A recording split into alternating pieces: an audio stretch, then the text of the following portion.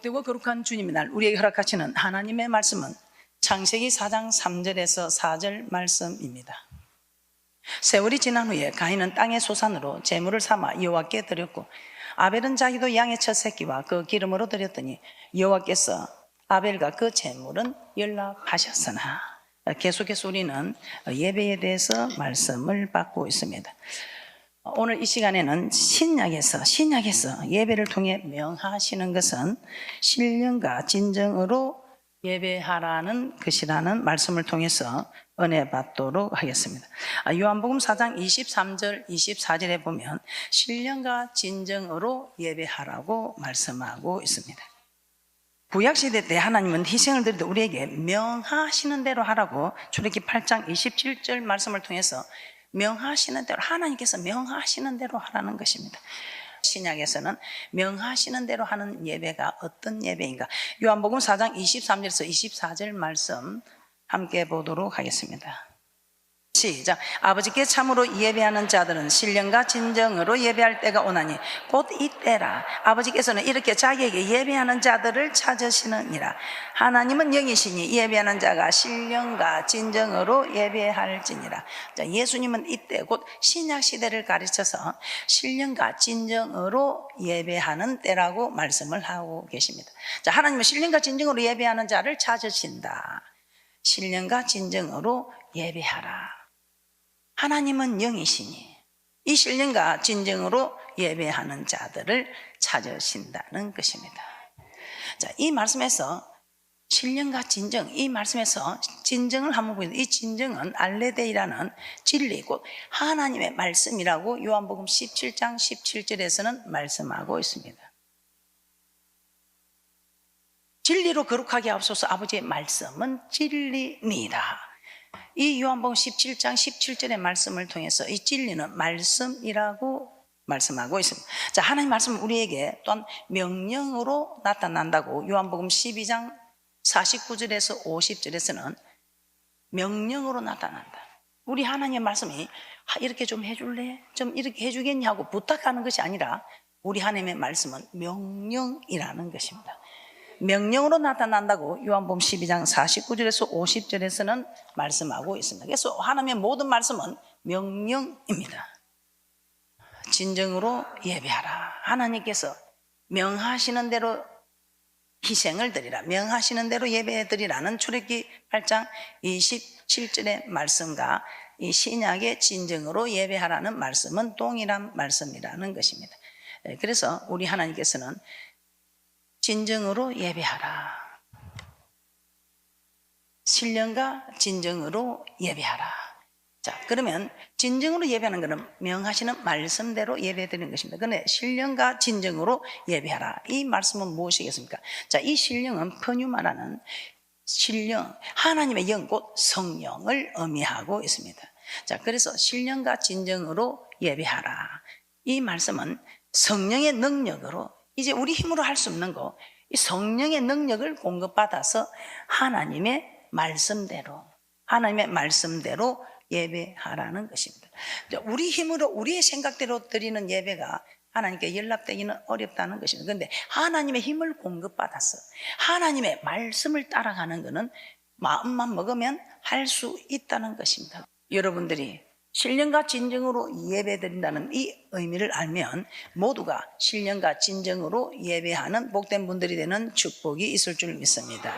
자, 성령의 능력을 공급받아서 하나님의 말씀대로 예배하는 이것이 신령과 진정으로 예배드린다는 것입니다. 자, 더 정확히 말하면 신약 시대는 구약과 달리 진리 곧 하나님 말씀대로 예배하기 위해서 구약에서 없었던 성령이 우리에게는 필요하다는 것입니다. 이 신약의 말씀을 지키기 위해서는 우리에게는 성령님의 도움이 없이는 우리가 이 신약의 법, 즉 신약의 말씀대로 지키기가 쉽지가 않다는 것입니다. 그래서 구약의 법과 신약의 법에 있어서 구약의 법은 이 성령을 성령의 힘을 공급받지 않아도 지킬 수 있는 법입니다. 그런데 이 신약의 법은 성령의 힘을 공급받지 않고서는 도저히 지킬 수 없는 법이다 이 말입니다. 자, 그러면 구약의 법과 신약의 법의 차이를 한번 살펴보도록 하겠습니다. 정말 우리가 구약의 법은 지킬 수 있지만 신약의 법은 지킬 수 없는지 말씀을 한번 살펴보도록 하겠습니다. 마태복음 5장 17절 말씀 한번 찾아보겠습니다. 자, 혹자는 예수 그리스도께서 이 땅에 오심으로 율법이 폐하여졌다고 말하는 일들이 있습니다. 자, 과연 그렇겠습니까? 자, 이에 관하여 예수님은 어떻게 말씀하고 있습니까? 예수님이 오심으로 율법이 폐하여졌다고 하는데 마태복음 5장 17절에서는 폐하여진 것이 아니라 오히려 더 완전케 하러 오셨다고 말씀하고 있습니다. 마태복음 5장 17절 합독합니다. 시작. 내가 율법이나 선지자나 폐하러 온 줄로 생각지 말라. 폐하러 온 것이 아니요 완전케 하려 함이로라. 자, 율법이나 선지자는 구약의 율법을 의미하고 있습니다. 자, 완전케 한다. 플레로 완성시킨다. 성취하다, 더하게 하다. 쉽게 이야기하면 물이 반잔쯤 차 있으면 이걸 다시 더 부어서 더하게 하여 가득 채운다. 플레로 율법이나 선지자를 폐하러 온 것이 아니라 완전케, 반쯤 있는 것을 완전케 더하게 하러 왔다. 채우러 왔다. 더하게 하러 왔다는 뜻입니다.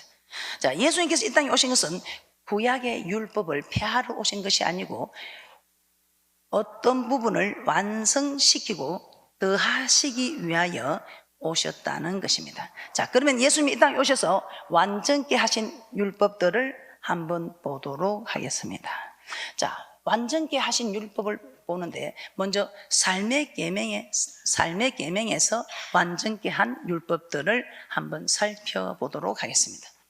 우리는 지금 삶의 계명과 물질의 계명에 대해서 계속해서 말씀을 받고 있습니다. 자, 오늘은 구약과 신약의 달라진 법 중에 삶의 계명, 이 삶의 계명을 어떻게 달라졌는가 살펴보도록 하겠습니다.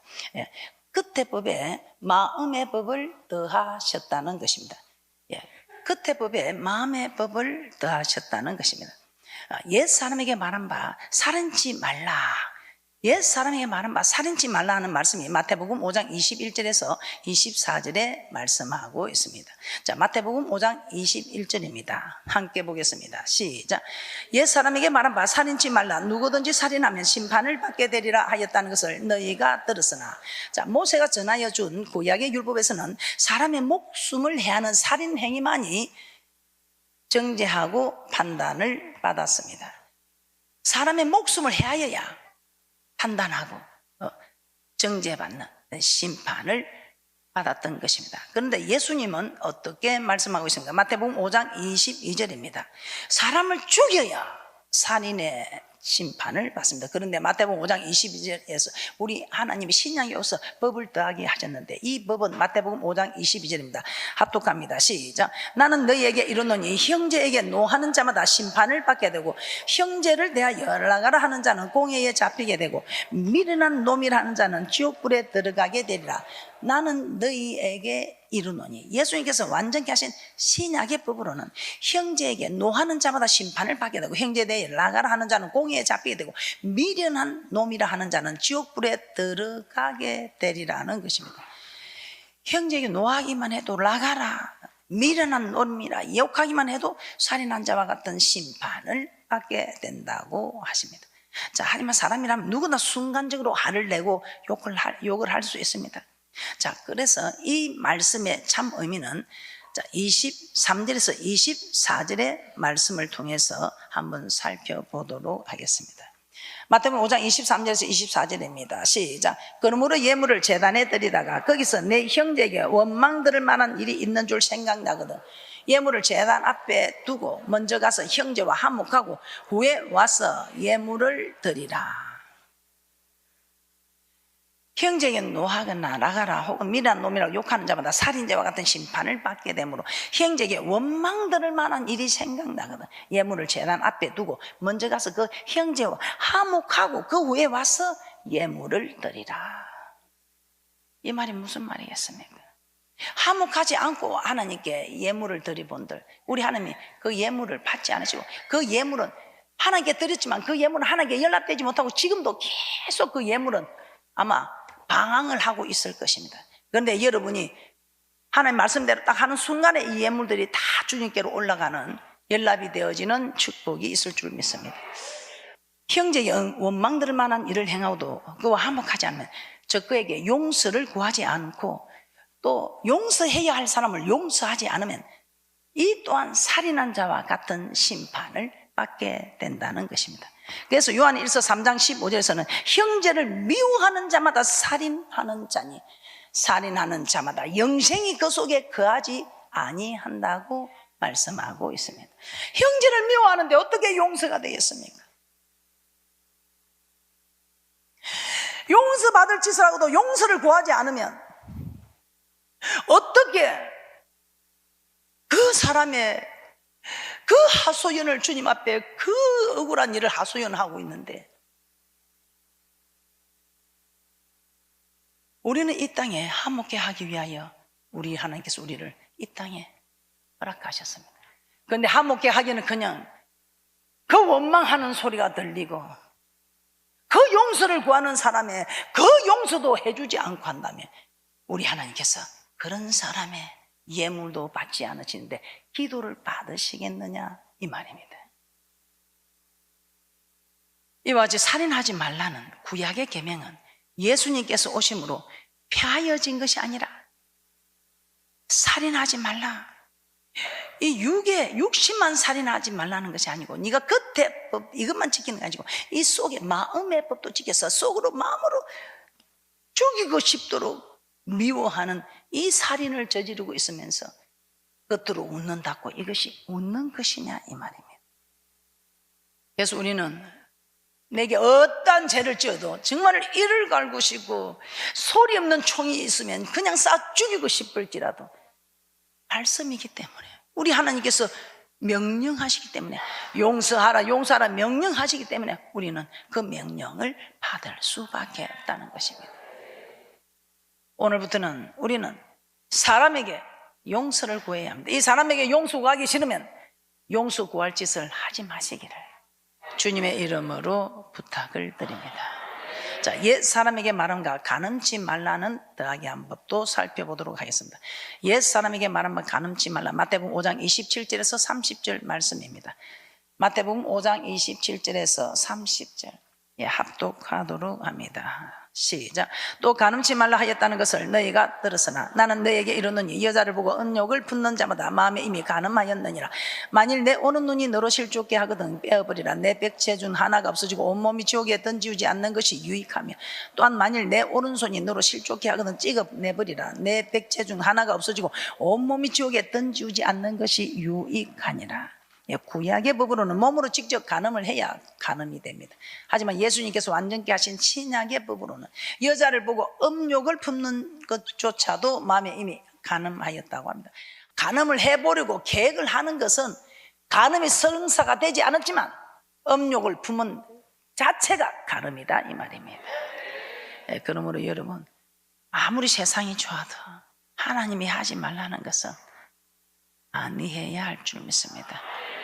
그래서 음욕을 품는 것조차도 간음이라니까 어떡하니 여러분 천국 가실 분들은 세상과 나는 간고 듣고 구속한 주만 보이도다. 오직 주님만 내 눈에 보이는 이것이 나의 간증이요 하고 천국 가실 걸 사모하는 분들은 그렇습니다. 천국 가시려고 하는 분들은 이렇게 살아가게 되어 있습니다. 자, 또한 마태복음 5장 31절에서 32절에서는 누구든지 아내를 버리거든 이혼 정서를 줄 것이라 이렇게 말씀하고 있습니다. 마태복음 5장 31절에서 32절 제가 봉독해 드리도록 하겠습니다. 또 일러서되 누구든지 아내를 버리거든 이혼 정서를 줄 것이라 했으나 나는 너에게 이르노니 누구든지 음행한 영고 없이 아내를 버리면 이는 저로 간음하게 하며 또 누구든지 버린 여자에게 장가드는 자도 간음함이라. 자, 누구든지 아내를 버리거든 이혼 정서를 줄 것이라. 하나님은 모세로 말미암아 명하신 율법에서는 아내를 버리거든 이혼 정서를 주라고 하셨습니다. 신명기 24장 1절에서도 이렇게 말씀하고 있습니다. 누구든지 아내를 버리거든 이혼 정서를 줄 것이라. 신명기 24장 1절입니다. 합독합니다. 시작. 사람이 아내를 취하여 데려온 후에 수치되는 일이 그에게 있음을 발견하고 그를 기뻐하지 아니하거든 이혼 증서를 써서 그 손에 주고 그를 자기 집에서 내어 보낼 것이요. 사람을 창조하신 후 하나님은 남자가 부모를 떠나 그 아내와 연합하여 둘이 한 몸을 이룰 것이라고 창세기 2장 24절에서는 말씀하고 있습니다. 자, 그리고 부부가 된 남녀에게 이제 둘이 아니요 한 몸이니 그러면 하나님이 짝지어 주신 것을 사람이 나누지 못할 것이라 마태복음 19장 6절에 말씀하고 있습니다. 아예 그냥 이혼할 생각을 하고 있는 사람은 결혼 안 하는 게 좋습니다. 결혼을 했다면 이제는 참 좋으나 꾸으나 우리 하나님은 이혼하지 말라고 말씀하고 있습니다. 그래서 살아보고 마음에 안 맞으면 헤어져야지 하는 분들은 그만 아예 안 가는 게 좋습니다. 저는 그렇게 생각합니다. 자, 그러나 출애굽 시대에 이르러서 아내를 취하여 데려온 후에 수치되는 일이 그에게 있음을 발견하고 그를 기뻐하지 아니하거든 이혼 증서를 써서 주고 보낼 것을 허락하셨습니다. 그런데 시간이 지남에 따라 이 율법은 이혼 증거만 주면 얼마든지 이혼할 수 있게끔 악용이 되어졌다는 것입니다. 그래서 예수님께서는 완전케 하신 신약의 법으로 누구든지 음행한 연고 외에 아내를 내어버리고 다른 데 장가드는 자는 간음함이다 이렇게 말씀하고 있습니다. 자, 그 아내로도 간음하게 함이요 또한 버린 여자에게 장가드는 자도 간음하는 일이라 이렇게 말씀하십니다. 그러므로 간음하지 말라는 모세의 율법 역시 예수님께서 오심으로 폐하여진 것이 아니라 오히려 더하여졌다는 것입니다. 또 우리 하나님께서 구약과 신약의 달라진 법, 더하기 한 법 한번 살펴보겠습니다. 마태복음 5장 33절에서 47절에서는 옛 사람에게 말한 바 헛맹세를 하지 말라고 말씀하고 있습니다. 마태복음 5장 33절에서 37절 말씀에 기록된 말씀을 합독하도록 하겠습니다. 시작. 또 옛 사람에게 말한 바 헛맹세를 하지 말고 내 맹세한 것을 주께 지키라 하였다는 것을 너희가 들었으나 나는 너희에게 이르노니 도무지 맹세하지 말지니 하늘로도 말라 이는 하나님의 보좌이며 땅으로도 말라 이는 하나님의 발등상이며 예루살렘으로도 말라 이는 큰 임금의 성이며 내 머리로도 말라 이는 내가 한 털도 희고 끊게 할 수 없음이라. 오직 너희 말은 옳다 아니라 하라. 이에서 지나는 것은 악으로 쫓아나느니라. 자, 이 말씀은 예수님께서 오셔서 더하신 맹세에 관한 법입니다. 맹세에 대한 구약의 율법은 어떠하였습니까? 자, 신명기 10장 20절입니다. 신명기 10장 20절에는 이렇게 말씀하고 있습니다. 여호와 이름으로 맹세하는 것을 구약에서는 허락하셨습니다.